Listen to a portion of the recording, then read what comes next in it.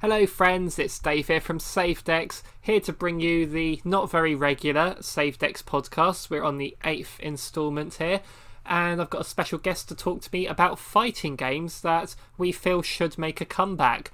And who is my special guest? If you've not read the title, well, the antonym would be Thin Woman Without Mon. That would be FatManAndPop. Hello. Hello. It's good to be back on the podcast, and I'm ready to go. Definitely. Well, the last time you were on here was episode 4. This is episode 8, so I'm guessing we'll see you again at episode 12. Let's hope so. Right, so let's start with FatManAndPop. What games have you been playing lately? Recently, I've been playing some kind of unusual ones. Actually, I've been playing. I would expect nothing less of you. Well, I've been playing some Thrillville again. Due to obviously years upon years. Due to years upon years of playing that, which is absolutely fun to enjoy. The other, if I remember correctly, was it's Fran Brow. I think it's kind of like a point and click horror game in some cases. Okay, I've not heard of that. No. It's kind of got like that psychological thriller to it as well. It tells quite like a unique story at the same time. What's that on? It's on Xbox, PlayStation, and Steam. Oh, cool. Game Pass? I believe on Game Pass, I think so. I believe so, yes. I've got no excuse then, have I? Yeah, so for me and Sophie, really, we actually got Among Us a few weeks ago. Oh, because her brother asked us to get it because he wanted to play online with people he knew, and we were like, well, it's only £3 or so, isn't it? So we'll give that a try. And yeah, we got hopelessly addicted to it. I like the concept of it, but I never really wanted it before because I'm not good with online games where you have to talk to strangers. And this game, when you get a good group of people, it's fantastic. But when you get basically bad losers, like offensive people and calling you all sorts of horrible names, that's when it's not so good. But it's just the concept of the game itself I really like, and we've been playing. It's quite addictive, basically. Oh, absolutely, yeah. Yeah, and the other one is so I made a ranked video for the first Mario Party a little while ago. So I'm trying to do one for Mario Party 2, but the problem there is you have to buy the mini games to play them freely. So me and Sophie are having to play the board game so we can earn enough coins to buy the mini games, so I can capture footage of them. Quite the it's not as bad as of a grind as some of the games I've played in the past. Like, oh boy, some of them were absolute nightmares to unlock. Yeah, I've nearly got them all anyway. I think if we played just one more board game, then we'd get enough to buy the rest. So we've been having fun playing for it, so that's something. Yeah, of course.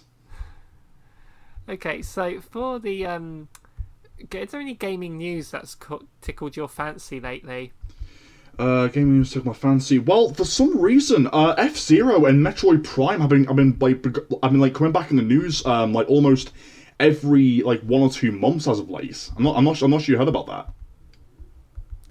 I've not heard, no. I mean, I've heard about the Metroid Prime rumour, but not F-Zero. Well, surprisingly, it's linked to the GameCube leak, surprisingly. But instead of F-Zero GX coming to the GameCube library, they're rather going to do a full-blown remake of that IP from what this rumour has been saying. I'd love that. Me Even too. If it is just F-Zero GX HD, just that. Oh, yes. The game still looks good to this day, but still, like adding that new coat of paint with online features, would be a dream come true. I mean, I did own it on the GameCube, but I lent it to someone and have no idea where it is. So, and it's stupidly expensive to buy it now. So, I'd love to have an actual port of it come to Switch. Yeah. And I do apologise if you can hear anything in the background there, mate. I've got the wife's brought a friend over, so I do apologise. He's a little bit loud, but I'm sure you can edit out the sound. Does he know much about fighting games? Yes, I've like fighting games have been my second favorite genre when it comes to video games, but I absolutely adore them to death. It's the thrill, it's like the thrill, the martial arts, the charm, the mechanics, like everything about this genre just screams to me. It wants me to come back and just play more of it, regardless of what game it is. Like, well, not the bad ones, of course, mostly the good ones in general. But fighting games have always been the chocolate to my peanut butter, is what some Americans would say. Nice. Yeah, it's like I've played, the obvious ones like Mortal Kombat, Street Fighter, Soul Calibur. Those. Yeah, for the traditional 1-on-1. Obviously, I play a lot of time with Smash Brothers as well.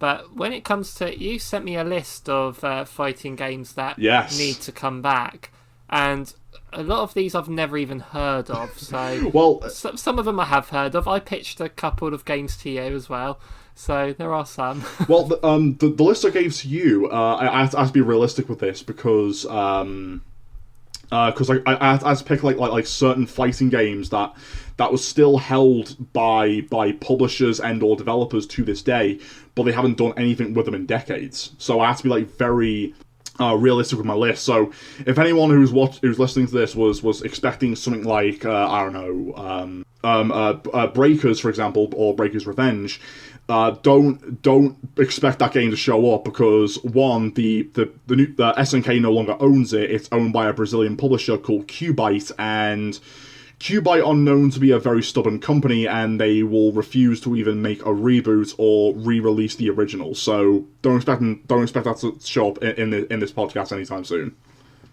All right. I mean, that's a publisher I hear. Yeah, I see a lot of that on the eShop of Cubite. Yeah. That's a shame. Definitely is. Right, so if we go into... So the first one you pitched to me was called Bloody Roar. Yes, and we're not going by the British slang. It's the actual title of the game, so just want to clarify. It means bloody as in the blood that comes out of you, I assume. Yeah. So so Bloody Roar was a fighting game that was developed by two different developers. It was developed by Hudson, the people who worked on the Bomberman franchise, and a very unique in-house fighting game studio in Japan called 18, who originally went by the name Rising back in the day, before the name change, and their publishers were Konami. Is it a I'm just noticing on the name 18, like if you change that E to an F, you get fighting. Is that why they called themselves that? I believe so. Yes. Oh. Is the whole gimmick of it is where you have these human, like these alternate human people called. I'm just going on right now. This name is absolutely bizarre. They're called zoanthropes, not humans. And the zoanthropes can turn into anthropomorphic versions of themselves. So you got a guy who turns into a wolf, a guy who turns into a chameleon, a girl who turns into a rabbit, so on and so forth. It does take some elements from Tekken and I guess you could say Virtua Fighter as well, but the game itself is what made it so unique in its own form, because it's humans turning into animals, trying to obviously slash and beat the daylight out of each other. I'm just looking at gameplay now. It's looking pretty cool, this one. Oh yeah. Which version are you looking at, actually? Bloody Roar 4 on the PS2. Right. Okay. So I just want to point out right now to those who are new to fighting games like Dave here. Yeah. Bloody Roar 4 is known to be one of the worst and last Bloody Roar games in the series. Just want to point that out. I'll go to a different one then. What's the best one? The best one is both Primal Fury / Extreme. That's despite the fact that that's a spin-off game, it's no doubt possibly one of the best Bloody Roar games ever made. And unfortunately, like the game itself, Bloody Roar Extreme and Primal Fury, like the mechanics are perfect, the gameplay is perfect, the character designs are perfect, everything about the game was perfect. Nothing needs to be changed. But the problem was that this was during a time when not only when fighting games were considered dead in the ocean, but Konami, their publishers, were actually responsible for the game's death because they practically pressured 18 and Hudson to release the fourth game several months after Bloody Roar Extreme came out. So the fourth game was heavily rushed, and to make matters worse, they changed a lot of stuff in the fourth game. They changed the mechanics. They've changed some of the character designs that didn't look polished. They changed they basically cut out all the bright colors that basically made the game look ugly in some cases. It's looking great. The video I'm looking at now, they got a character called Alice that turns into a white rabbit. Yes, she's quite a popular character, but I'm more of a Sheena character myself because she can turn into a leopard. Oh yeah. But with the fourth game, which spoiler alert, the mechanics of that game were absolutely atrocious. You had two bars. You had a red bar, which is your health bar, and your blue bar, which is your beast meter. And unfortunately, your beast meter also works as a health bar. So in other words, you were trying to take down two different health bars, but one of them kept on regenerating, so you couldn't even knock out your opponents. Oh really? Yes, because in the fourth game, all you need is just a small pinch of that beast meter, and you can turn into your animal form, and you can easily regain your health back. Right. Which made the game incredibly unfair. But in Primal Fury / Extreme, however, your beast meter needed to be full in order for that to work, which made the game a lot more enjoyable and more fair. Yeah. And it was very obvious that mechanic was not tested at all because the developers had zero time to test anything other than glitches. Yeah. My goodness. And before we like move on to the next thing about Bloody Roar actually, and I think people are actually gonna love this is there's been a recent rise from Bloody Roar actually as well, because the two of the biggest fighting game tournaments ever, CEO and Combo Breaker, just decided to show off Bloody Roar Extreme just out of the blue, just completely out of nowhere, without Konami's permission. Really? Yeah, like no joke, you can find the footage on YouTube. Just type in Bloody Roar Extreme CEO or Combo Breaker, and it's right there, and it happened back in 2022. So wow. A series that's been dead for nearly 20 something years has just risen from the dead like a phoenix, and ever since that happened, the fighting game community has been begging Konami to bring the series back, and to be honest, I don't blame them, because Bloody Roar is one of those fighting games that's so unique that it needs that second chance. It needs to come back, and if Konami really does care about money, they can make season passes off of this, because the fighting game community has accepted that. Like I've accepted that, because I love season passes, because it makes you want to go back and keep playing the game even more with new content. Oh yeah, definitely. So would you rather see would you want to do sort of like a collection of the previous ones to start with, or just go straight to a new one? I would say both actually. Go with the Bloody Roar collection that has all 5 of the games with online features, and then make a 5th installment to obviously get people warmed up for the new one, which I think would work wonders. Yes, Konami have been good with some of their collections on the Switch. We've got Castlevania and Contra and stuff like that, so it's not out of the realm of possibility that they could do that. Most definitely, yes. It's just I'd say it's not a franchise I've heard of before, so I didn't know how popular it was. But sounds like he's got passionate fans. Definitely the Bloody Roar fans are they've stuck with the franchise for a long time, and they're never going away. They're staying right where they are. Oh, nice. Right. Anything else to say about Bloody Roar? All I can say is that Konami, please bring it back. Konami, please bring it back. Konami, please bring it back. It's bloody rawsome, you could say. Oh yes. Oh right, dear. I've been working on that all day. Oh, that joke. Oh god. I've had all those Christmas crackers recently. I'm not. I'm not. I'm saying, man. I'm not even surprised on that. Okay, so the next one you mentioned is called Primal Rage. Yes. Okay. So Primal Rage, similar to what the Bloody Raw fan base is. The Primal Rage fan base is still there, but it's like double the size. All right, I think I have heard of this one before. Okay, so Primal Rage, the first one I had was back on the PlayStation 1. I played the console version first, then the arcade version a year later. Back in the day, of course. So Primal Rage is kind of a similar trope in some cases, except it's giant dinosaurs and gorillas trying to kill each other. Yeah. And it takes a lot of that Mortal Kombat violence to it as well. And the whole purpose of the game is where a giant cataclysm hits like modern day Earth. It turns into like this prehistoric post-apocalyptic wasteland where it's somehow where the said cataclysm somehow managed to like reawaken all the dino gods, and now they're all fighting to the death to see who can dominate the entire planet. Which is quite a unique concept for a story, if I do say so myself. But surprise, surprise, there was actually supposed to be a sequel, which unfortunately was cancelled. Right. And of course that was Primal Rage 2, and Primal Rage 2 was supposed to be released in the arcades first. Then of course later after that it was supposed to be released on the Sega Saturn, PlayStation 1, and surprisingly the Dreamcast of all things. Really? Yeah. But unfortunately, it got cancelled for two specific reasons. One, Midway, the original people who owned Mortal Kombat, bought out the rights to Primal Rage and cancelled it because it was scared it was gonna destroy the MK competition.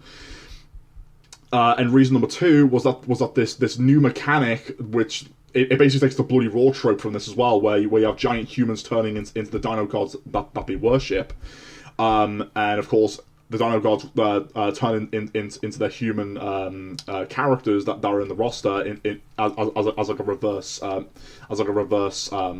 mirror feature, I guess you could say. Yeah. So that was the two reasons why that was cancelled. The first reason I thought that was ridiculous. The second reason, okay, understandable why, because nobody cares about the human characters. They want to see dinosaurs, gorillas, saber-toothed tigers, all killing each other. That's what we want to see. And it's quite gruesome from the footage I'm watching. Oh yeah, it's like the developers cared about the project. They loved working on this. Well, here's a little interesting fact though, because Midway went bankrupt in 2008, and Warner Bros. Bought out all of their IPs. Which of course, obviously, Mortal Kombat is now owned by Warner Bros., which of course everyone knows that now. But the developers behind that, NetherRealm Studios, their creator Ed Boon, which I'm sure you've heard of him. Hey, Mortal Kombat guy. Yeah, Ed Boon. Yeah, so because he like the guy is active on Twitter 24/7, which no joke, he definitely is. I'm not surprised by that. But he did a Q&A. If any developer was active on Twitter, it would be him. Oh yeah, and he did a Q&A session on Twitter a few months back, and someone asked him like saying, "Are there any other projects besides Mortal Kombat that are currently in the works?" And Ed Boon admitted that that him and his team have more than one project in the works. So does that mean that Primal Rage could be making a comeback? Maybe. Just say, like, when they released this Primal Rage game, I'm looking at the list of platforms it was available on. Do you know the whole list of platforms it was available on? If I remember correctly, that it was on Sega Mega Drive / Genesis, SNES, but obviously censored back in the day because obviously that was Nintendo. No surprise there back in the day. Nintendo 64, PlayStation 1, Sega Saturn, and surprisingly the Amiga CD32. Yeah. So the list I've got here says the 3DO. The 3DO, the 32X, the Amiga, Arcade, Atari Jaguar CD, the Game Boy, Game Gear, MS-DOS, PlayStation, Sega Genesis, Sega Saturn, and Super Nintendo. it would have reached quite a wide audience there. Oh yeah, definitely, no doubt Pretty about much that. every console at the time. So They were pushing to reach that audience, and they definitely achieved it because Primal Rage fans like myself are still there. It's just the problem is our voices are just not loud enough. We need to get more people to tell Warner Brothers, hey, we want a new Primal Rage game, or perhaps a HD re-release of the first game with online multiplayer. Yeah, I want a new Primal Rage game. There you go, I'm a new voice. Thank you very much. Looks fun. I would play it. Oh, nice one, man. Yes, cool.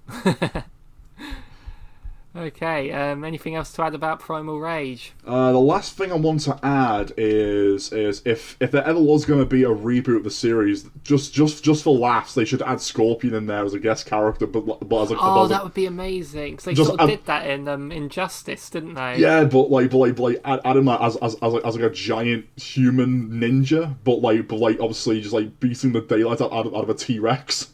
Yeah, that'd be amazing. Let's do that. It would be dumb, but it'll be amazing.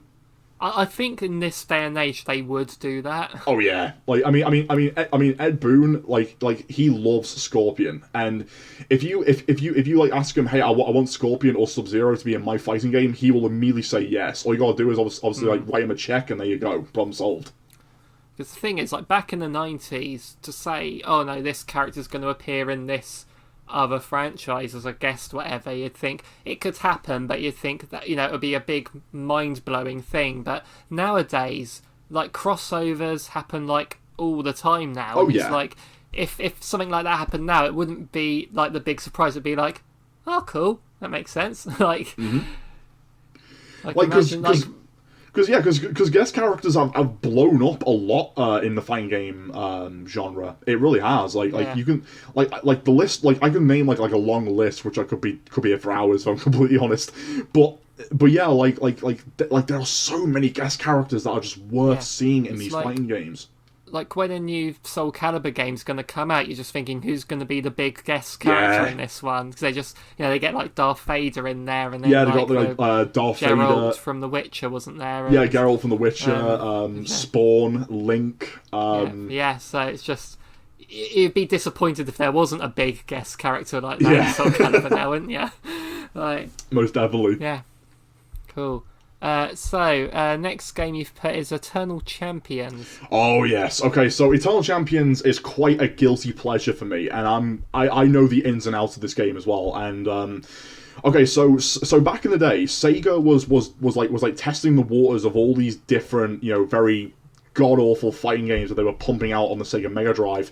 But in 1993, a certain fighting game known as Eternal Champions, created by Sega of America and the tragically deceased Michael Latham, which God bless his soul, because he was a talented man back in the day, especially before his passing.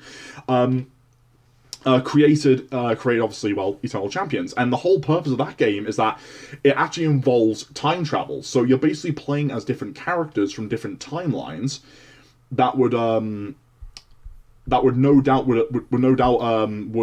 change the fate of their deaths. Which yes, they because all of them had in common was that they all were brutally killed, and this one entity called the Eternal Champion traveled through all these certain timelines to rescue these 9 combatants from their deaths, and whoever wins in his tournaments gets their soul back and actually gets a second chance of actually living. All right. And the mechanics, I would say it's a cross between Street Fighter and Mortal Kombat. But here's a little fun fact though: there were 2 different versions of the first game. There was Eternal Champions being the vanilla being the vanilla version, and then you had Eternal Champions Challenge from the Dark Side, which was the Sega CD version, the one that I originally had first before I played the vanilla predecessor 20 years later. And with Challenge from the Dark Side, they actually fixed a lot of problems that its vanilla predecessor had.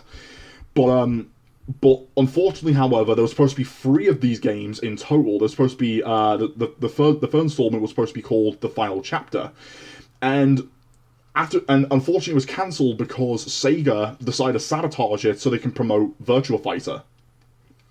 And and it annoyed me so much because and it still annoys me to this day is that Sega still refuses to open a fighting game department which could actually help let their top 3 fighting games coexist side by side. Virtua Fighter, Eternal Champions, Fighting Vipers, but sadly only one of them can stand out from the rest, unfortunately, according to Sega. But before Michael died, there was an interview that he had back in 2016 where someone asked him about the early developments of Challenge from the Dark Side. Sorry, not Challenge from the Dark Side. Sorry, the final chapter. Sorry, the final chapter. There we go.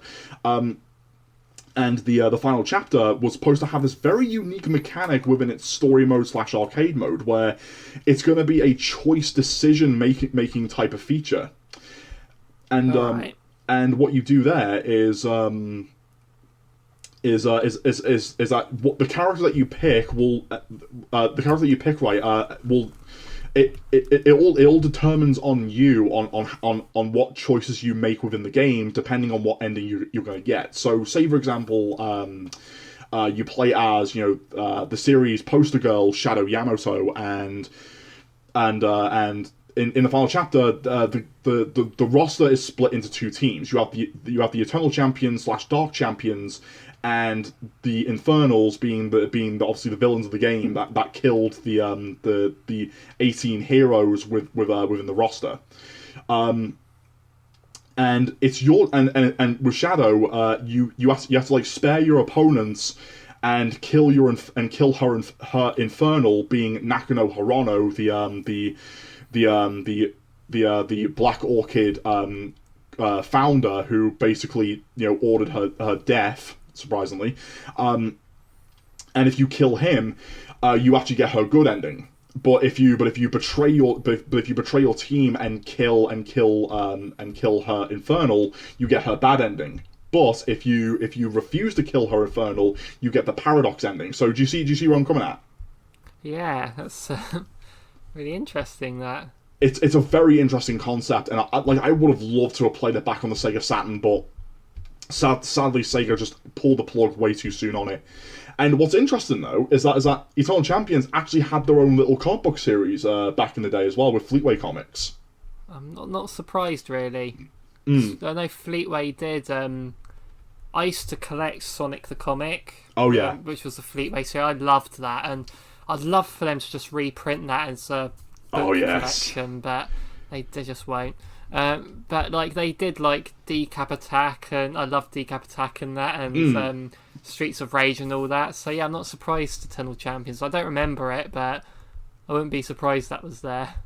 It's one of those games that I kind of like fell in love with despite its minor problems, I guess. But I could literally go on and on and on about the characters' backstories, their likes, dislikes. Like Michael put so much like detail into the lore of Eternal Champions. It's insane.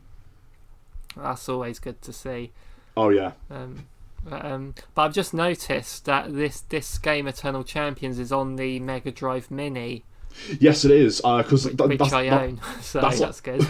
that's like the only chance you're gonna play it in modern day. Unfortunately, you're not gonna get like a HD re-release on the PlayStation or Xbox or anything like that. So don't expect that anytime soon. But apparently it was on the Wii Virtual Console. Oh yeah, you're right. It was, yeah. Oh god, I completely forgot about that. Yeah, you're right. So maybe it will get put on Switch Online or something. But possibly. Yeah, we'll see. Who'd have expected the Mega Man Wily Wars to be put on there? So anything could happen. Oh yeah, definitely.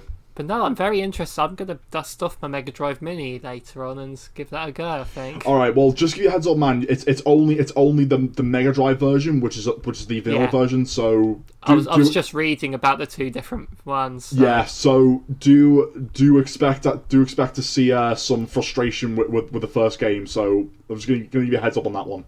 Is the other one, the Sega CD one, going to be on the Mega Drive Mini too? I've been trying to search for the list of games. It hasn't like give out any official confirmation yet. So I'm gonna have to like wait a bit more. Yeah. Oh, that's a shame. But yeah, it's annoying when games just disappear like this, isn't it? Yeah. When Sega should have no trouble distributing it themselves. It's not, they own it completely, don't they? Absolutely. So, oh well. Right, so next one, which I think is widely available now because it's in the Cowabunga collection. Teenage Mutant Ninja Turtles Tournament Fighters. Heroes in a half shell, turtle power. Or apparently over here it was called Teenage Mutant Hero Turtles Tournament Fighters. Which was the stupidest way to censor a title. Are you having a laugh?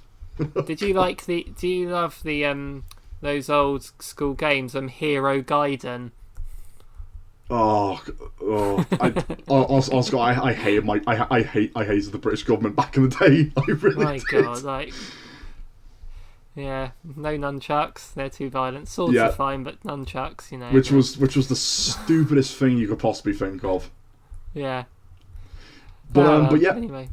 Okay, so Tournament Fighters. Okay, so I owned the Mega Drive version because again I was a Sega kid back in the day, and unfortunately that was one of my biggest regrets. Because the Mega Drive version was terrible. All right. The Super Nintendo version, however, is actually the more better version because it's more colourful. It feels had more buttons. More buttons, more faster, has better animation, and so on and so forth. But rebooting Tournament Fighters, that would get so many people hyped up for it because Konami back in the day was trying to compete with Street Fighter with Tournament Fighters, and with the animation with the SNES version definitely shows. But in my personal opinion, Tournament Fighters as a reboot, like Mirage and IDW Comics have made so many Ninja Turtles characters over the years. Like you can just easily throw in like more of them into the roster, and it would just expand to roughly around like 20 or 30 at launch. Yeah, because there was the Smash Brothers style game on the Wii that had plenty of characters in. Yes, the Smash Up one, which I'm going to be honest, wasn't really much of a great game in my opinion, but I can see what they were trying to do. Yeah, I mean, I enjoyed the game for what it was, but it could have. I wish they'd had more characters in it. Yeah, definitely. But with Tournament Fighters, like you can do so much more with that. You can add in obviously the four Ninja Turtles, Shredder, obviously. You can add in Krang. Two of the best villains I think you and I can agree on, Bebop and Rocksteady. Oh yeah, definitely. You need to add those two in there because that's a definite must. Slash the Snapping Turtle, if anyone remembers him. Toka and Razar. Yes, Toka and Razar from the film. Yeah, yeah, from the film. Yeah. April Vanilla O'Neil. Ice. Who? Vanilla Ice. Who was he again? The rapper. Oh, he was in the second film. Yes. Oh, yeah. Okay. Now song come back to me now. Yes. Oh God, no. But then April O'Neil, Casey Jones, Splinter, of course. Need to add Splinter in there. And take some of the comic book characters as well, like Sally Pride and Old Hob. Like those guys need that spotlight. And you there's so many ideas you can throw with the movesets with these characters. You can make them feel like Leonardo feels like Scorpion crossed with Ryu, or Michelangelo is crossed with Martial Law from Tekken, but he's got like the same speed as Jago from Killer Instinct. Like these are the ideas that need to be expanded. And the thing is though, right? Konami today doesn't own the rights to Tournament Fighters anymore because obviously the Ninja Turtles license has gone to both Nickelodeon and Paramount. So if you want to use the Tournament Fighters name, you're gonna have to ask those two companies. So luckily Konami is not involved in this. They could call it something else. If they have to, yeah. If it's due to legal reasons. Just do a Tournament Fighter game called something else. Yeah. But anyway, carry on. It's alright, man. It's alright. But yeah, I've always pictured of just like, you know, what the story could be like, what the arcade mode could be like, you know, what the characters' endings could be like, you know, like all these different ideas you can just throw aboard in this.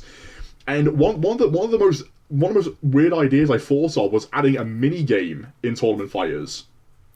All right. And it's basically where you play as Michelangelo, and you have to like cook and like add toppings on many pizzas as you possibly can before time runs out. Oh, sounds awesome. And if you beat the CPU's high score, you actually unlock possibly like a special costume for some of the characters, maybe. Oh wow, yeah, that'd be cool. I mean, there's a lot that you could do for costumes as well with the Oh Turtles. yeah, because they can throw in like the classic like black and white from like the original comics, like back in the day, or they can go with like with that one god awful concert stage that was promoted live back in the 90s, which I'm sure. Oh, I remember the coming out of their shell tour. It was so bad. It was so bad. But what if they did? What if they did the designs like the real life live action movie designs for them? Oh, like the Michael Bay Oh ones. God, no! Oh no! What about in the CG film where Michelangelo did like kids parties or something, had that big head on?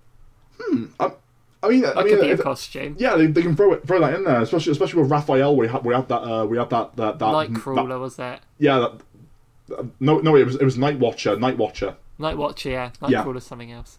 Yeah, Nightcrawler's X-Men. Oh, yeah, it is, isn't it? Yeah, it is. I'll put Nightcrawler in the game as a guest character. There you go. Yeah, that's what I meant. I mean that could work. I mean, you can throw an X-Men character, and X-Men fans will rejoice. Oh, you gotta put Batman in there because they did a crossover film. Oh yes, they did. Oh my God, yes, you're right. Yes. Oh my God, they definitely need to do that. Like add Batman, add the Joker, and there you go. The Turtles have also crossed over with the Power Rangers. Put them in there. Yeah. You can add obviously the Red Ranger. They can't add the Green Ranger now because obviously tragically Jason David Frank passed away recently as well. So rest in peace, mate. Sad. Yeah, which is a bit of a shame. But one of the Power Rangers, go ahead. I'm totally fine with that. Just don't add that new Turtle Jenica, because she is an awful character. She's way worse than Venus de Milo. Way worse than her. I've never heard of that one. So. Just to give you a head spoiler, Jenica, it's actually based off the comic book artist's miserable life. No joke. Really? Oh, yeah. Okay. So there's no point even adding the character in there because the artist has been called out and all that stuff. But I'm not gonna go into details on that today. But yeah, Tournament Fighters really needs that reboot. Can one of the mini games be defusing bombs in a dam? I guess that could work too. Yeah, I hear that's quite easy to do. Though that would have to be Donatello. Oh yeah. I mean, Donatello's the best turtle, so you know. Nah, Michelangelo all the way for me, Mace. See, Sophie's a Michelangelo fan, so hey, she knows what's up. Yeah. So yeah, anything else to add about Turtles? One thing I want to say as well is like if you were to reboot, not necessarily Tournament Fighters as a name, but as a concept, the fact that Dotemu very successfully adapted the Turtles in Time style of game with Shredder's Revenge. Yes. Yeah, into modern day. It shows that those old school formulas can work today. So maybe it doesn't have to be Dotemu, but it shows that if you give someone who really cares and is passionate about it, as Dotemu clearly are, to do a new Tournament Fighters style game, it could work. Oh, absolutely. And the last thing I want to add though before we move forward is that now I'm hungry for pizza, even though I've just had a fish and chip dinner. Well, here's the time I can say it. If people want to click subscribe button on this, we're like 200 and something away from our next pizza party. So there we go. Dream come true. Every 1,000 subs we get, we're going to do a pizza party. That's the arrangement. Oh, nice one. So, yeah, cool. Right, so let's move on to a game I've never heard of again. Galaxy Fight, Universal Warriors. Okay. Galaxy Fight, of course, is owned by SNK, and of course, anyone who knows SNK, they're known for making tons of fighting games. Of course, they made like a few different genre games on the side, but Galaxy Fight was one of those games I never played back in the day up until 20 years later when I got my my Pandora's Box arcade stick, where it had like thousands of games built into it. And I was scrolling through the list one day, and I came across Galaxy Fight. I thought, okay, it's made by SNK, so it should be good. I played it, and my mind was blown away about how fast the game is. It is super fast. Nice. It's arcade one. Yeah. It's hard as hell, but it's so good. It's available on Nintendo Switch.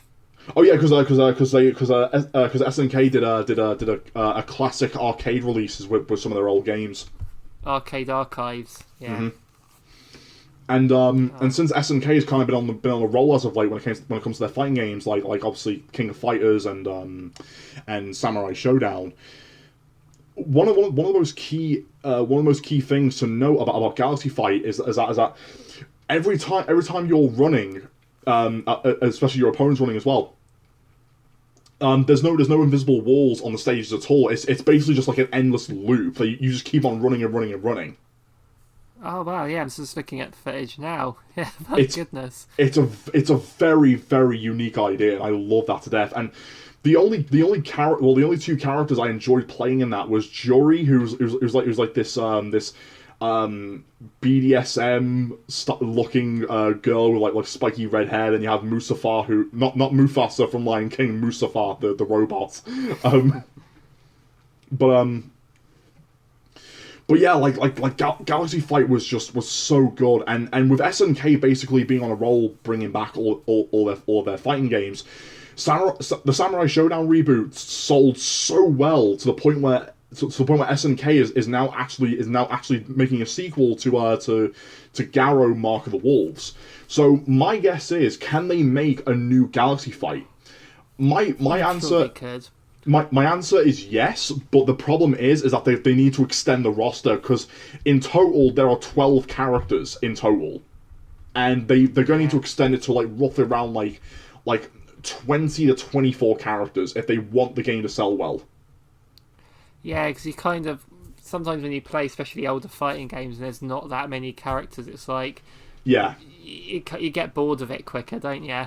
Yeah, true. And the one thing I want to point out as well though with this is of course, yeah, with all fighting games during this time period, of course, you know, they couldn't add any more characters because due to obviously hardware limitation, which okay, understandable why. But with obviously with modern technology, they can go above and beyond, and Galaxy Fight can do that. They can add so many crazy characters and update and update so much stuff. Of course, yeah. Do keep like the endless like loop stages where you can just keep on running, and just never stop, because that's what made it so good. But the fast paced combos needs to be there as well. Like that's what made it so amazing. Yeah, and imagine like how fast, from the footage I saw, it was back then. Imagine how fast they can make it now. Oh wow! If running at a smooth 60 frames and there's like rev up the speed to like 200 or perhaps 250. Oh boy, that would go. Like the fight would end so quickly that you just want to go back and just do it again. Yeah, another reason I want to see a new F-Zero game. Pretty much, same here with me. See how fast they can make it. But one of the most interesting things to know about Galaxy Fight is that the announcer of the game is no joke. It's the same dude who voices what's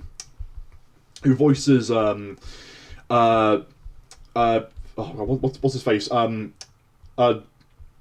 Luke from Street Fighter 5 and 6.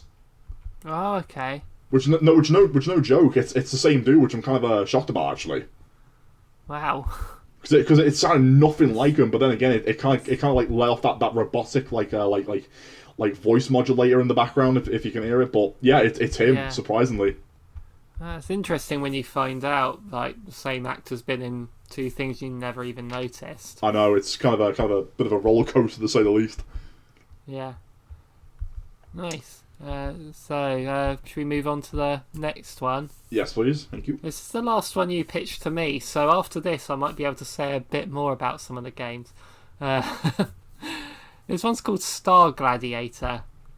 Right, okay, so Star Gladiator and its sequel Plasma Sword over here in the West, even though it was called Star Gladiator 2 in Japan, was kind of an interesting one, because this was actually Capcom's very first ever in-house 3D fighting game. Because usually they would get outside developers to do the 3D fighters for them.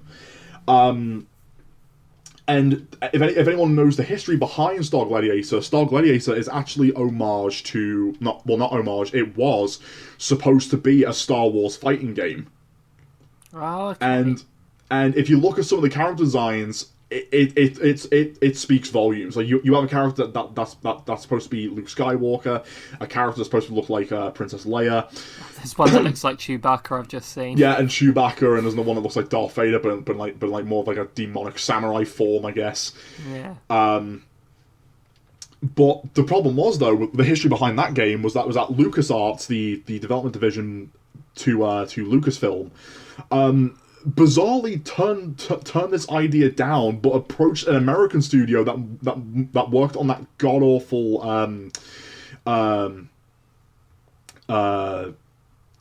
Star Wars game that came out back on the PlayStation 1 that nobody liked.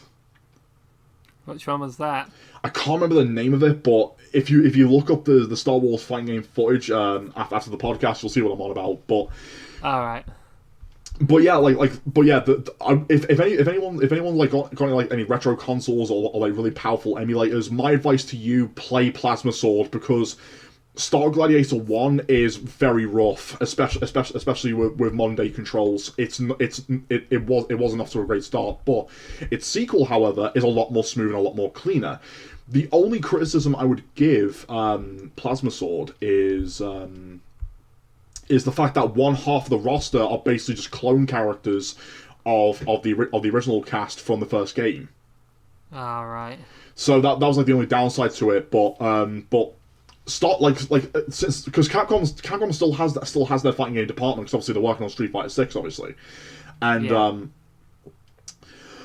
Do apologize. And since after the horrible debacle that was Street Fighter 5, and obviously they managed to work through that with Street Fighter 6, obviously things are looking up for Capcom now, which is great. However, people of course are still screaming for a new Darkstalkers game, which definitely needs to happen. But for me, I really, really want a new Star Gladiator, Star Gladiator 3, I should say, because I'm still waiting for Mega Man 12. I'm pretty sure they've got something cooking up on that one. Yeah, I hope so. I liked Mega Man 11. But one of the most funny things about Plasma Sword, especially when it comes to its mechanics, is that the super meter. Okay, so the super meter is kind of a weird one, because the characters' animations are either downright overpowered, because you can just take away the opponent's health bar like roughly around 80%. Or the animations are just so hilarious to the point where you have a creepy green alien guy with a really pointy head just forcing you to dance for him until you pass out from exhaustion. There's this army guy that throws an atom bomb at you. Yeah, him. Yeah. See, those are the examples of what made Star Gladiator quite unique for its time. Sure, it doesn't have a big fan base as people would expect, but surprisingly, a lot of Capcom developers actually adore the game. Surprisingly, even though the main heads are just saying no to the idea of a third installment. Yeah, it's the thing. It's they're the ones that make the decisions, but they're not necessarily the ones properly in the know, are they? The only thing I would say that Capcom can do something with this series is that of course we all remember the Capcom Fighting Collection, which I've got on my Xbox, and there has been rumors going around that there could be a Capcom 3D fighting collection. So, nice. So games like Star Gladiator, for example, could show up on there. Yeah, it'd be nice to get that new eyes on it. Mm-hmm. And So if I'd that's never heard of it before this. and if that does happen, that could actually increase obviously the numbers in terms of not only sales but in terms of obviously the numbers of its fan base. Yeah, of course. Because of course, since obviously Star Wars is kind of a dead franchise thanks to a certain evil mouse. I think Star Gladiator can actually make up for it for Star Wars fans. Yeah, it could do. Like, And it would just be a dream come true. But yeah, like that would have been an absolute treat for us actually, I think. yeah, so I can see this one being popular if it came back. Oh yeah. Yeah, just saying, you've seen some, I can't think of examples right now, but there have been other franchises that you sort of don't hear about as much. Like, Wonder Boy, for example, was one franchise you think was dead, but it got a collection last year. Yeah, it did. Wonder Boy 3, which I think it was, it was in my top 10 favourite games of all time list. But I never hear anyone talk about that. That got a full-on remake when the Switch first came out. Yeah, it did. It did, surprisingly, actually, as well. And I believe they're making a sequel to that as well. I'd love that. Yeah, brilliant. Bring it on. Mm-hmm. Yeah. So maybe. Hopefully, we'll see. We're getting ears on this game, so people might not be able to. We might not have heard of it, can hear of it. Look them up. Look up all these games, everyone. See what you think of them, find ways to play them, and ask for them. Then we can get more of these. Absolutely, yes. Like our voices need to be heard a lot more, and we need the numbers to do it if we want our requests to like go through. Yeah, that's true. So anything else to add about that? Star Gladiator. All I can say is that June's hairstyle looks very bizarre. Even though she's based off of Princess Leia. Nice, yeah, I've noticed that. Yeah, I guess that was the Princess Leia character. Yeah, like brunette lollipop pigtails. Yeah. Nice. So anyway, we'll move on to a couple of games that I played on the N64. The first one being Mace the Dark Age. Do you know this one? Yes, I actually had that for the N64 myself, actually. Nice. See, I didn't own it myself, but my friend did, and I was quite impressed by this one because although I knew of Mortal Kombat, I hadn't really played it that much as a child. So seeing this was like my first array into violent, gory like fighting games. That's as gory as they got for me back then. And you had this 3D graphics, everyone had weapons, and like the main one I remember having a shield and a mace, which the name of the game. Mordus Cole. Mordus Cole, that was it. Which that is like the most death metal name you could possibly think of. It definitely sounds like a death metal band. Yeah, and I remember there was this one character, what's his name? It was a skeleton or something. Sir Dragon. Yeah, it was. Yeah, and like one of his victory animations had his arm fall off, and then he just laughed. Yeah, anyway, I remember that. Like, I believe Sir Dragon was based off of Spinal from Killer Instinct, the other skeleton. Yeah. I think that's where the developers. I think that's where the developers got the ideas from for that. Yeah. But there's other things, like when you went through like the arcade base of at the end of the match, like your opponent's head would land on a spike. Yes, I remember that. That was such a cool idea. Yeah, definitely. And one character as well I remembered. It came back to me when I looked at this footage, was the Executioner. Who was this big guy with the axe. Oh god! I loved his stage. It's so good. Yeah, with the dungeony one. With all with the torture devices and all that stuff. Yes. And I think looking back, because I remember again, I'd forgotten a lot about this game until recently when I was looking footage up and stuff. But I loved that character when I played it with my friend. And when we were playing Soul Calibur, I was very gravitated towards Astaroth.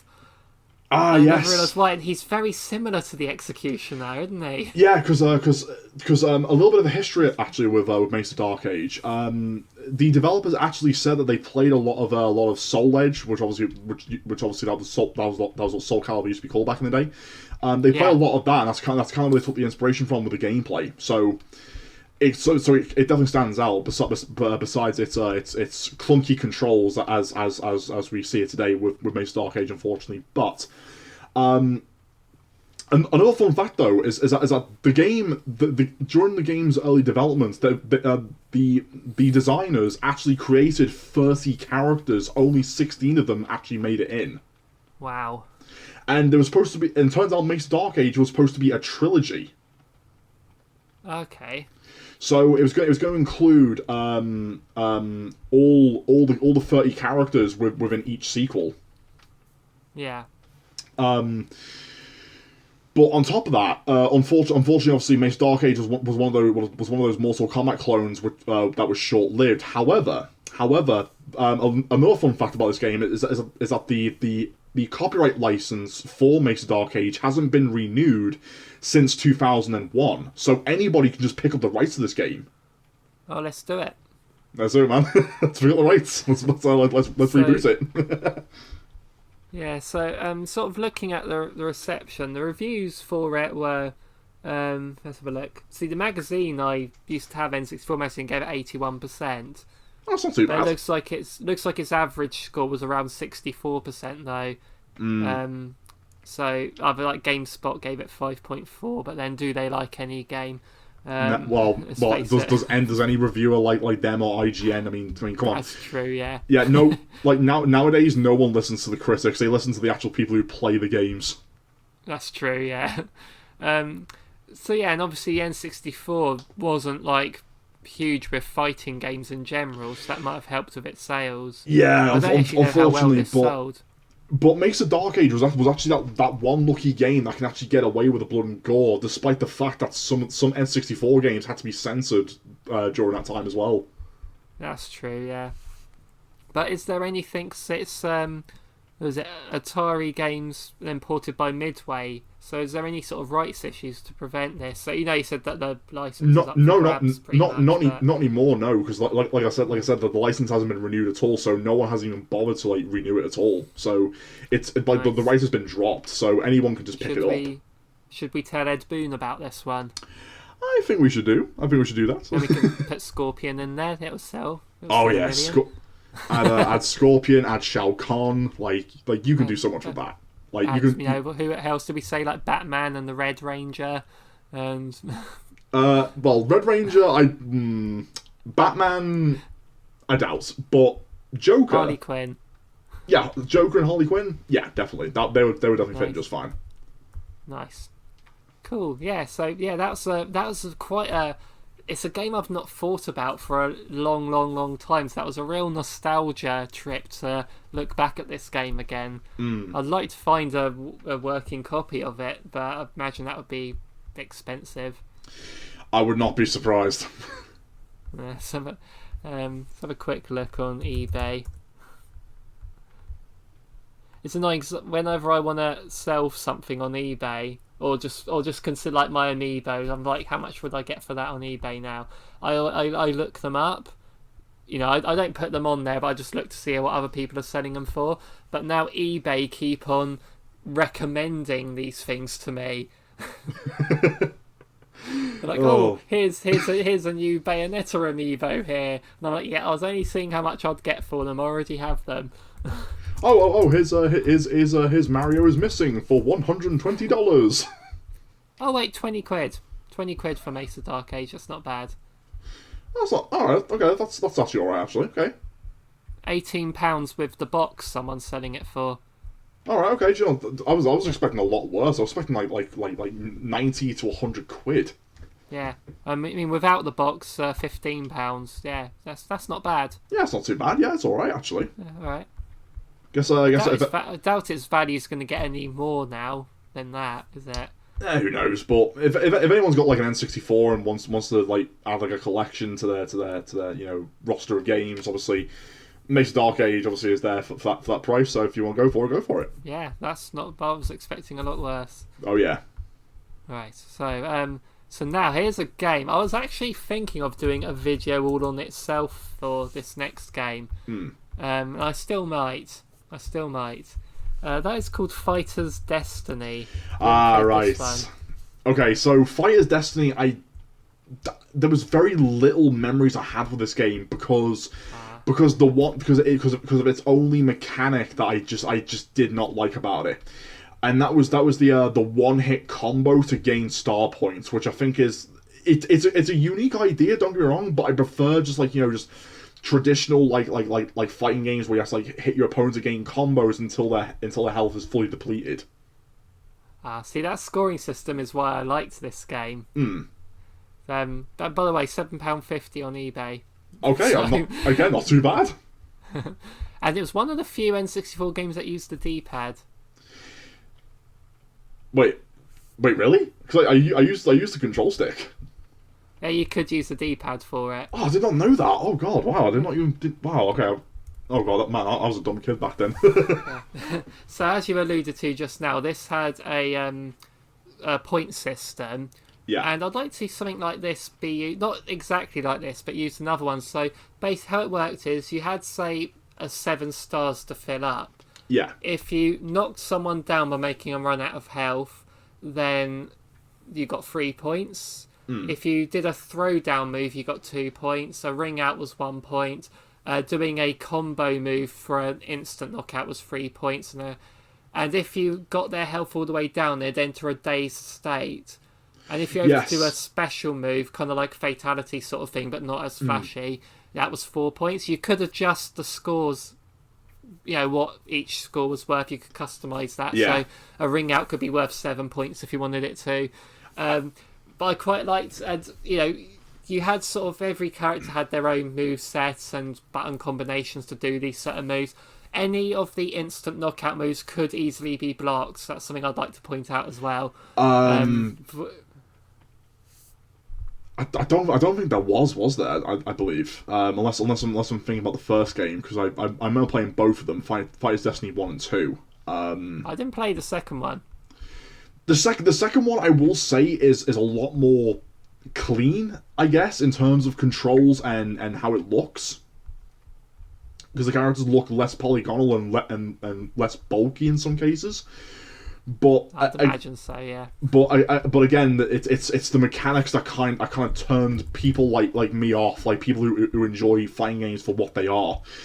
But if let's say if Nintendo just decides to just buy the rights to Fighter's Destiny and not only re-released the first 2 games on the N64 expansion pack, which I think would be great, but they managed to get a development studio in Japan to make a third installment, but they told them, okay, we want to approach the Virtua Fighter and Tekken fans, make the default mechanics to that, but if you want the star point mechanics, that can be optional, and I think that can actually make the series jump back on its feet again. Yeah, make it more accessible to anyone. Yeah, pretty much. The only thing they're gonna have to do is kind of cut back on the stereotypical designs on the characters, because there was actually one character in the second game called Dixon, and yes, just keep in mind he's a stereotypical 80s British punk drummer. Which yes, he has the gelled hair with the pink dye in the front middle of it. Right. And he wore like the jacket and like the Union Jack shorts, and he would literally walk up and saying, "Oi, what are you doing, mate?" do bring back the characters, but make them feel more like a modern day look to them in some cases, is what I'm trying to say. Yeah. So I remember they had the American one in the first one was this big professional wrestler. Yes, sort of guy. and he had the Confederate flag as braces for his to keep his pants up. Yeah. Yeah, and you had like the Pierre as well, who was a clown. Yeah, like Piera and Joker, like keep them as they are, because obviously clowns are I clowns. never unlocked Joker. I had to get a friend of mine to do it for me. I couldn't even do it. You had to do the survival, like 100 fights or something. Yeah, I I couldn't even do it. I had to get a friend of mine to do that for me. It was a nightmare. But I loved that there was a cow called Ushi. Yes. Oh my god. Yes. You had to survive a certain time limit. You didn't have to defeat it. You had to just survive the time limit. Mm-hmm. And what I love though with its winning animation when you knock out your opponent, and I remember it so well, is that keep in mind this is a cow, by the way, who like every time you knocked your opponent down, the cow would start twerking. I'm not joking. Yes. It would literally start twerking like that type of stuff for a third installment. Bring that back. Make the cow. Of course the cow was a comical character, which I'm totally fine with, but. Yeah. Bring that back. It was so good. Its taunt mid-fight as well was drinking a bottle of milk. Yeah. Self-cannibalism.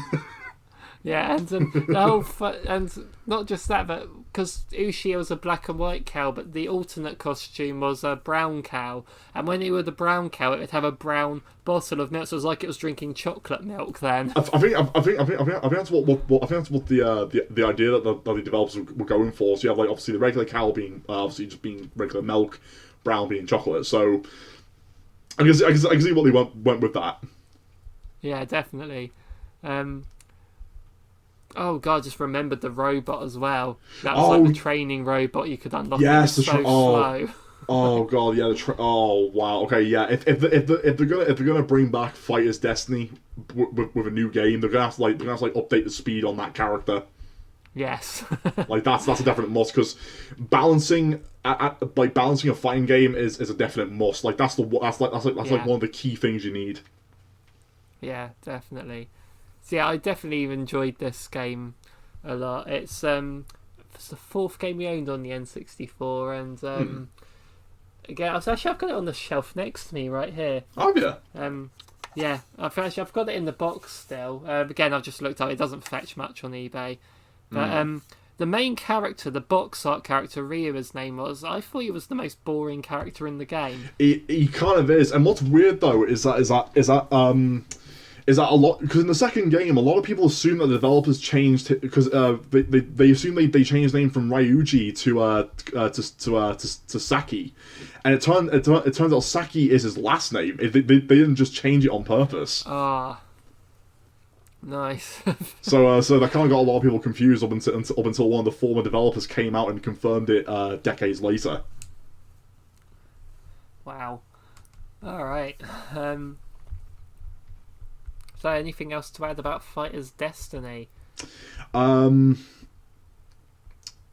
Similar to Tournament Fighters, add a mini game where you play as the cow, but you're firing like a milk Gatling gun at giant like bullseye targets in order to score points to gain extra unlockable content.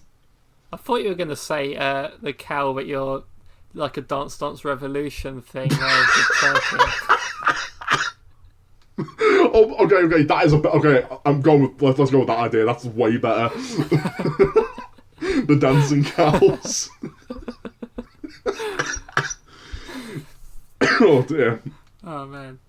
Okay, so those are the fighting games we had on our list. Oh yeah. So I've got a bunch of viewer questions if you'd like to answer some. Is that sure, all right? Go ahead.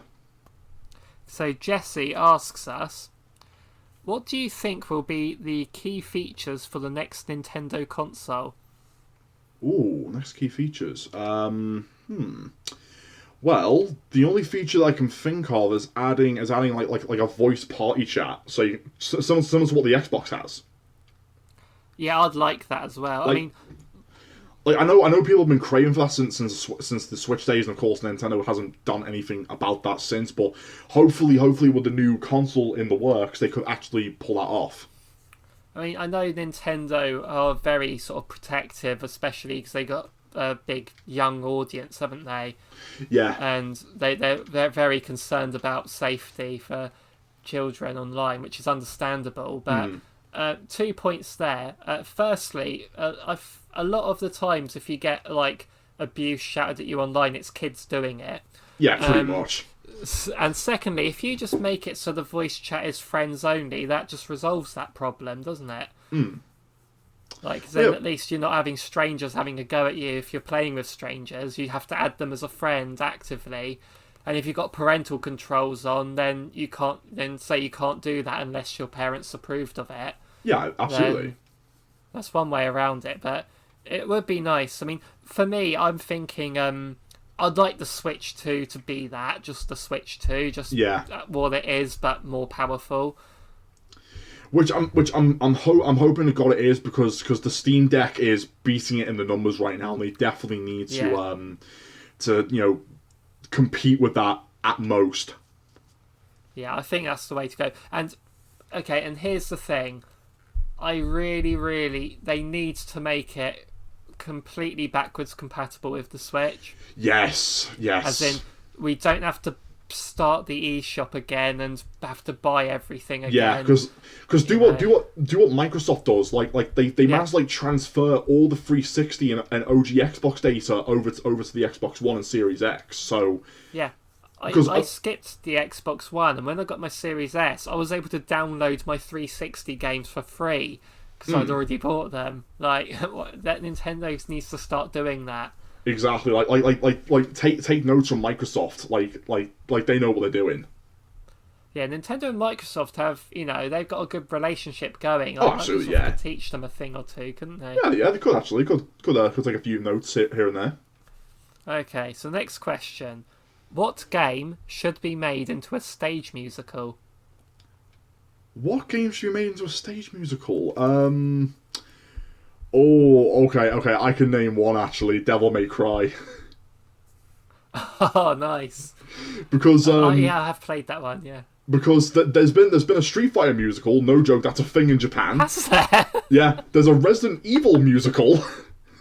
Wow. So why not a Devil May Cry musical to complete the Capcom musical trilogy? Like, that would actually work wonders. Man. Like an over the top orchestra version of Devil Trigger, which is obviously his Nero's theme from DMC from DMC 5. Speaking of that, though, there's speaking of Capcom as well. What about a Mega Man musical? Because there's already a song called "I Can't Beat Airman."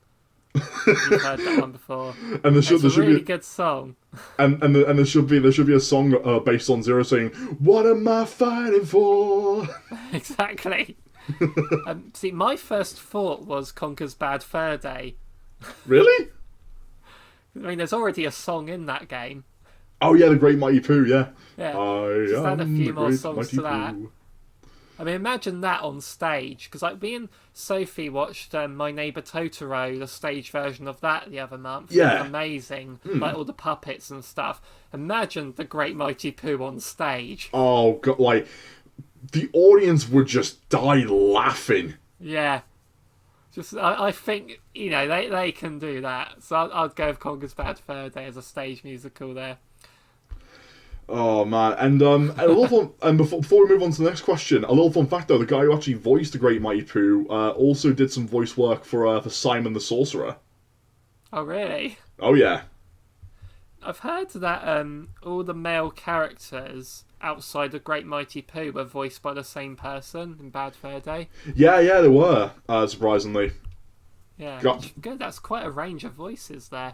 Like you have to have some talent to pull stuff like that off. Because I know for a fact that the guy who voices Bugs Bunny also voices all the other Looney Tunes characters as well for Warner Brothers. Blanc. Yeah, which is kind of a very, very talented thing to do. Like that must take a lot of practice. The only main character he didn't voice was Elmer Fudd. But yes, you're right. And the voice actor, for the longest time, never got credited because it was in Mel Brooks' contract that he gets credited as the only voice actor in the cartoons.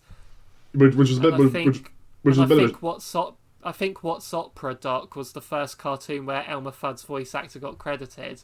Yeah. Which was a bit of a shame too, but then again, Yeah. it's corporate decisions. Yeah, true. Right, next question. Let's have a look. What would be your special move if you were a character in Street Fighter? Oh, that's So a that's good. not necessarily asking what Street Fighter move you want, but if you were a new character, like a new move. Right, okay. I've got just the one actually. Right, so I would drink a can of orange soda, burp in the opponent's face to stun them, then grab them with both my hands and headbutt them 30 times as a combo. Like that like just to show like the utter brutality for a Street Fighter game. Nice. I think I'll borrow from Mortal Kombat, bring that to Street Fighter. Do Scorpion Spear. Ah, yeah, the get over here. Yeah. But if I could take a Street Fighter move into my everyday life, I'd like Dulcim's stretchy arms. Ah, yes. Because I'm a postman by day, so it would be nice to not have to walk up everyone's driveway. But if I was gonna take a super from a Street Fighter game, I would definitely go with not so much of a big fan of this character, but I would definitely go with Zangief's red cyclone suplexes. Oh yeah, I would definitely go with that. yeah. Just because he's bad guy doesn't make him bad guy. And he's Um, and I crush skulls like Spelloache between my thighs. nice. Oh, that Okay, is never gonna die. Nah. Stephen, my brother, actually says, "Do you think Fighter's Destiny is underrated?" Yes, but in my opinion, for a certain reason, which I've mentioned before on in this episode of Watch, just so you know. But yeah, like the game does deserve a second chance, in my opinion. It really does. Yeah, I think it is as well. Just for the fact that, whether you like the scoring system or not, it's a unique take on it. It's something different. True, but at the same time, within modern day, you do need that optional choice to make sure that you're getting stays alive for a long period of time, not just from the season passes, of course. Yeah, of course. So yes, that game is underrated, and Most a lot definitely. of people probably haven't even heard of it. True, especially younger except audience. except for die-hard Nintendo fans. Yeah, definitely. Okay, so we got Glenn from Switch Up Glenn here. Oh, nice. Who are your favourite Mortal Kombat and Street Fighter characters? Okay, right. So, Mortal Kombat, it's Johnny Cage, Cabal, Cyrax, and Tanya. And for Street Fighter, it's Cammy and Dudley. Even though they both represent Great Britain, that's not the reason why I like them. The reason why I like them is because they're just really fun characters to play, and that's mainly about it. And plus, Dudley is a gentleman. He drinks tea with his boxing gloves. Like that just shows nice. That just shows just how British he is. Yeah. Nice. So I'm going with. I usually play as Ryu, or I like Blanca, but me and Glenn at uni used to have a strict no Blanca rule because we just kept on spamming that electricity move, so you couldn't touch him. They've actually stopped doing that since they've actually stopped people from doing that since Street Fighter 4. Surprisingly, necessary. Pretty much a necessary reason to do that. Mortal Kombat, I like Raiden. Oh yes, I like doing that. I call it the spear move. Not like he doesn't have a spear like Scorpion does, but he sort of it's kind of like Edge in wrestling. Who he floats in the air and he charges straight at you. Then once you hit I like spamming that. When you hit the invisible wall, he just lets out this electrical explosion. Yeah. Yeah, that's pretty well. I do love that. Okay, he also asks, I might have to pass this over to you, so I don't really have an answer for this. Which fighting game have you played the most in arcades over the years? I haven't really played in arcades much, so that's easy. Killer Instinct 2. Back in the day, I could not stop putting £1 coins into that machine. I was hooked on it. It was so good. Oh, nice. Yeah, cause whenever I didn't go to arcades often when I was younger, It'll just be when we're on holiday once a year, and it was always the Simpsons arcade game we went to. Yeah. So, which is sort of a fight. It's a beat 'em up, isn't it? So Yeah, it's more a beat 'em up. There's fighting in it, so I'd say Simpsons arcade then. And last question: if you could create a fighting game, we've sort of touched on this earlier. If you could create a fighting game from any TV show or movie franchise, which would it be, and which characters would you have in it? Okay, that is easy. I would love to make a Transformers fighting game. Oh, nice. Has there not been one? There was back on the PlayStation 1, but it was based on the 3D animated show Beast Wars, which I'm going to be honest right now, that fighting game is awful. Like the developers did not care at all. But if Hasbro gives it a second chance to be revived as like a proper fighting game where you have like obviously the Autobots, the Decepticons, the Dinobots and the Constructicons. Like you can add so many characters into the roster besides the main ones. Like you can even add the evil version of Optimus Prime, Nemesis Prime, if you want to. You can throw in Cliffjumper, Bulkhead, Wreck-Gar, Vector Prime. All these different characters you can throw into this roster because there's so many like iconic Transformers characters that even not only the Generation 1 fans would remember, but from the other like shows as well. Yeah, it'd be good to do. So I'm not big into Transformers, so I don't know the different characters that could be in it. But I know there's like a whole. It's kind of like with Power Rangers and stuff, where you have like the different generations of the show, pretty much. And yeah. Different characters that come with them. So it'd be cool to sort of blend them all together. Oh, absolutely! Like I would love to make a Transformers fighting game. Like if I had the money, the development team, and obviously and the resources to make it, I would approach Hasbro with this idea and just say, hey, like a Power Rangers fighting game has already been done. Can we make a Transformers game for you guys? And if they say yeah, happy days. Nice. So I was thinking about this question. I'm like, again, we've mentioned like Batman, Power Rangers, all stuff like that, but they've already had fighting games. I'm trying to think of franchises that haven't. And one thing I keep thinking about is because I love Smash Brothers. I'd like to see some franchises do a Smash Brothers style game, but sometimes like the Nickelodeon one I didn't think was that good.